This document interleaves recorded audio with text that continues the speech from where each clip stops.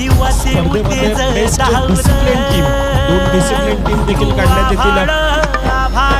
यावेळेला युमिस सायबल डेफिनेटली तिची लाईफलाईन जशी लोकल आहे तशी क्रिकेटची लाईफलाईन ही सिंगल धाव आहे, परंतु या देखील फलंदाजाला यश मिळते. साजिद सर यावेळेला बघा ऍक्शन रिप्लेच्या माध्यमातून डिफेन्स करणार होता फलंदाज, परंतु ज्या प्रकारची गती आहे दूर चैलेंजेस सूरज मेरे अपील करो किया है एम्पायर की ड्यूटी, एक और विकेट चटकाते हुए रोहन नाइक हेड